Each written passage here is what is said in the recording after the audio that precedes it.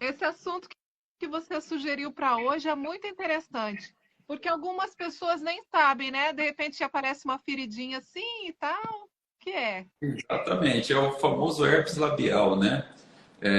O herpes labial é causado por um vírus, né? Vírus herpes simples humanos. E tem também o herpes genital, que é muito frequente também, menos frequente que o herpes labial, que na maioria das vezes está associado ao herpes vírus 2, outro tipo de vírus. Mas você pode ter troca, isso é, você pode ter pessoas com lesões por herpes tipo 1 em genital e 2 em lábio, né? E o herpes labial é uma das manifestações da infecção por herpes, uma das mais comuns, seguido do herpes genital.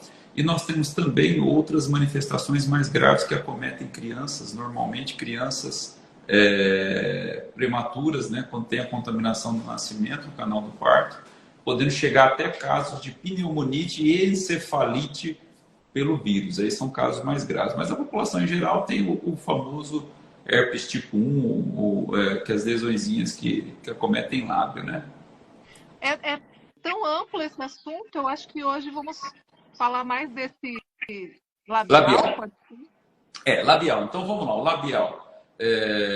A primeira infecção do herpes normalmente acomete a criança e faz a gengiva-estomatite, a lesão dentro da boca, com febre, a criança não quer comer, a criança fica com mal-estar, com dor, né? E o muito importante, geralmente quem transmite o herpes para a criança são os pais, né? Porque muitas vezes os pais têm a lesão, esquecem que estão com a lesão ativa, isso é com casquinha ou com vesícula, beijam a criança e transmitem. Então, por isso que é muito comum o herpes labial, né?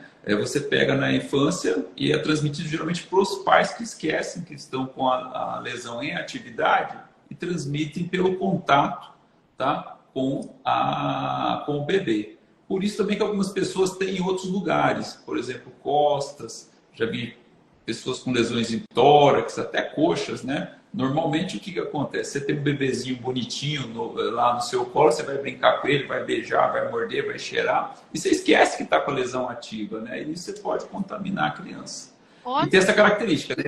Eles pode falar. muito importante esse assunto.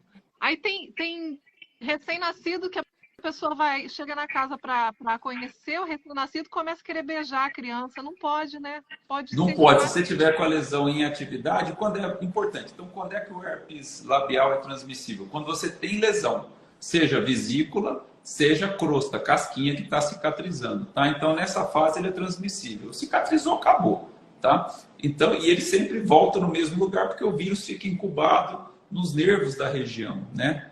E ele sempre vai ter recidiva do mesmo lugar. Por isso que a pessoa já sabe, fiquei estressado, voltei a ter lesãozinha aqui.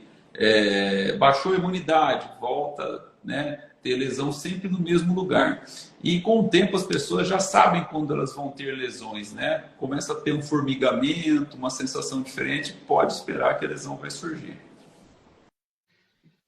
E herpes tem cura? Não, você trata as crises, você vai tomar remédio ou aplicar pomada nas crises para abreviar as crises, tá? O uso do tópico em pomada só funciona se você começar a aplicar antes de surgirem as bolinhas de água. Depois que elas surgiram, não adianta usar a pomada, você tem que usar depois as medicações orais, né? Aciclovir, fluciclovir, penciclovir, tem várias que nós usamos. Mas o tratamento com a pomada é só se você aplicar antes. Depois é o medicamento oral. O que faz com que essas. Tá, você falou que o vírus fica incubado ali. E aí, tem algum momento da vida que acaba aparecendo mais? Sim, momentos de baixa imunitária, ansiedade, estresse, tá? Doenças graves, uso de medicamentos que baixam a imunidade, doenças autoimunes que você tem que baixar a imunidade desse paciente, tá? Tem pessoas que têm herpes por exposição solar excessiva ou por frio excessivo, então eu já tive clientes, né, que falam, toda vez que eu vou para a praia é batata, eu fico 4, 5 dias na praia, aparece. Por quê? Porque não deixa de ser um estresse local, né? O sol, a irradiação. Mesma coisa frio, pessoa que vai para um lugar muito frio pode ter isso também.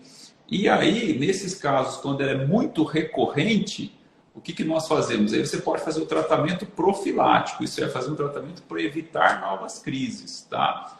Porque uma coisa é você ter uma crise uma vez por ano, a cada 6 meses. Eu já tive paciente que tinha crise mensal, né? Então, aí incomoda. E quem não tem herpes labial, qual é a forma de prevenir?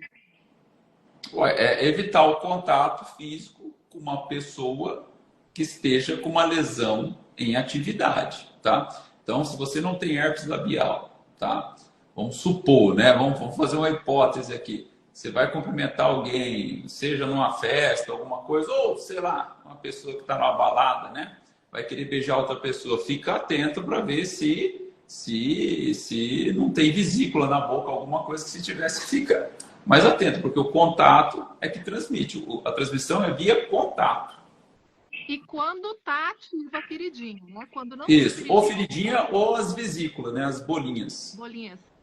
Tá certo. A Isa fez uma pergunta muito interessante. Quem tem herpes labial pode passar na gestação para o feto, para a criança?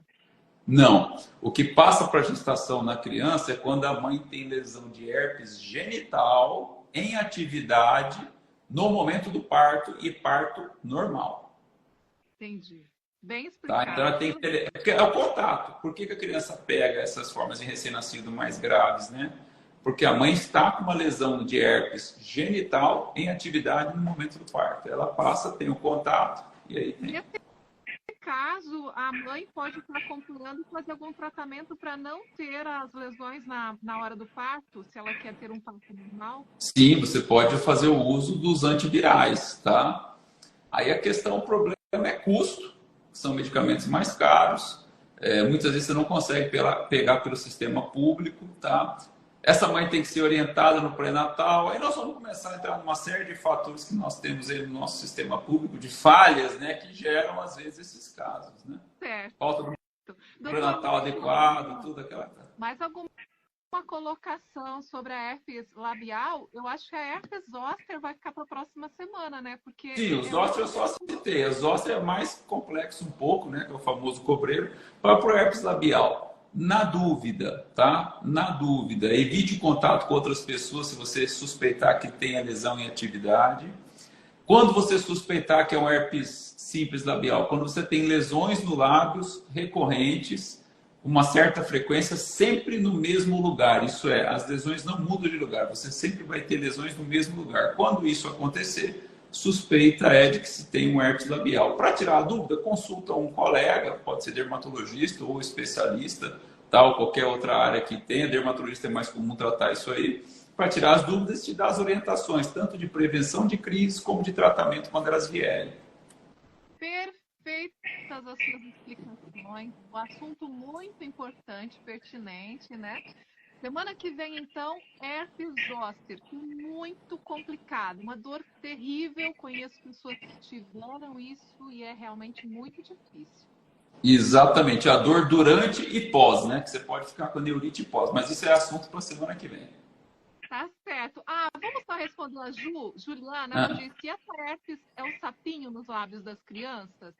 Não, o sapinho é a candidíase, tá? O sapinho é as lesões causadas por fungos, cândida, né? Que são aquelas placas esbranquiçadas. É outro tipo de agente causal, né? Outro assunto que fica para uma outra live. Pode ser? Pode ser também. Então tá ótimo, doutor. Muito obrigada. Uma ótima semana para você. Até semana que vem. Até semana que vem. Grande abraço. Abraço a todos. Tchau, tchau. Tchau.